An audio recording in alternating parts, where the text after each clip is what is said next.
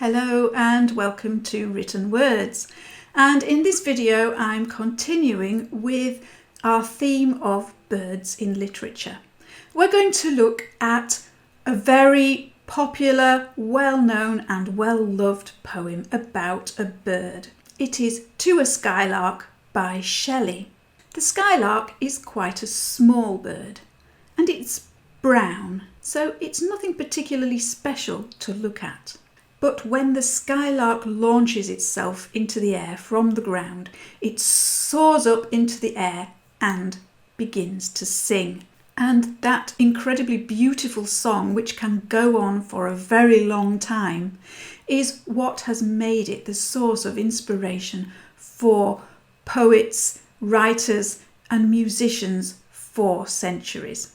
And of course, Shelley is no exception. Shelley, from this poem, clearly loves listening to the song of the skylark. He describes the skylark as blithe and joyful, even heavenly. The skylark represents everything that is wonderful and divine and celestial and joyful and bright and positive. And he contrasts that with our life as human beings, as lesser mortals, and our lives that are filled with pain and hate and fear and sadness and all kinds of negative things. And he's saying in this poem that if we could be more like the skylark, we would be much happier.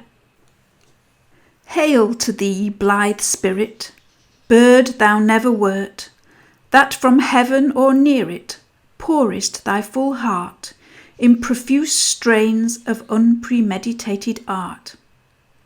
Higher still and higher from the earth thou springest, like a cloud of fire, the blue deep thou wingest, and singing still dost soar, and soaring ever singest.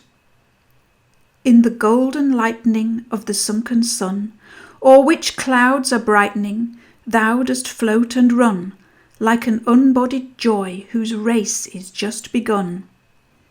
The pale purple even melts around thy flight, like a star of heaven in the broad daylight. Thou art unseen, but yet I hear thy shrill delight. Keen as are the arrows of that silver sphere, whose intense lamp narrows in the white dawn clear, until we hardly see, we feel that it is there. All the earth and air with thy voice is loud, as when night is bare from one lonely cloud, the moon rains out her beams, and heaven is overflowed. What thou art we know not, what is most like thee? From rainbow clouds there flow not drops so bright to see, as from thy presence showers a rain of melody. Like a poet hidden in the light of thought, singing hymns unbidden till the world is wrought to sympathy with hopes and fears it heeded not.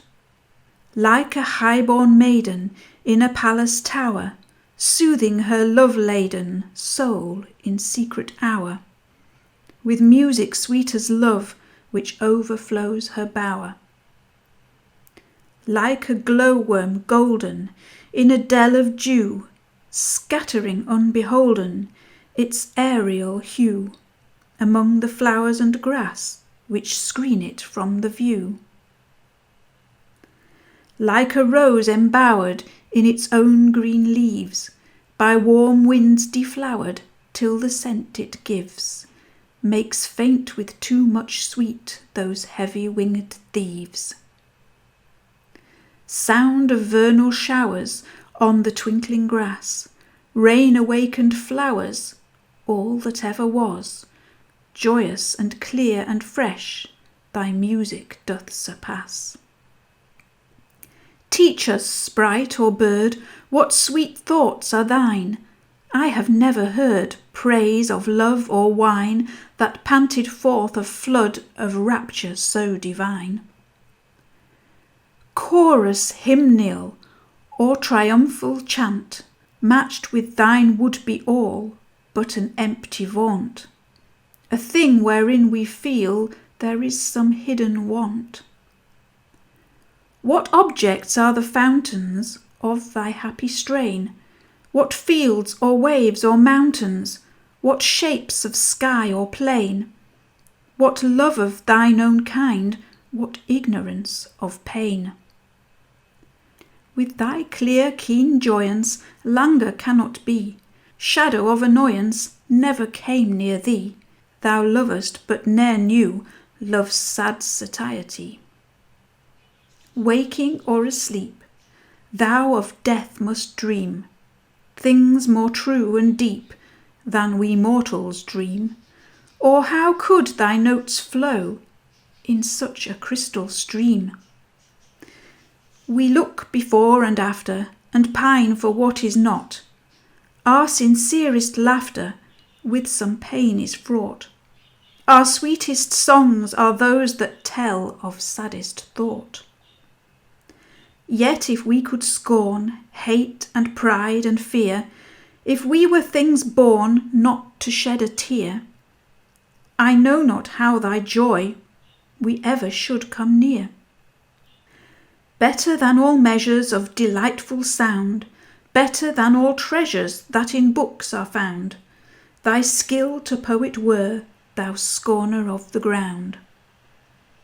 Teach me half the gladness that thy brain must know, such harmonious madness from my lips would flow.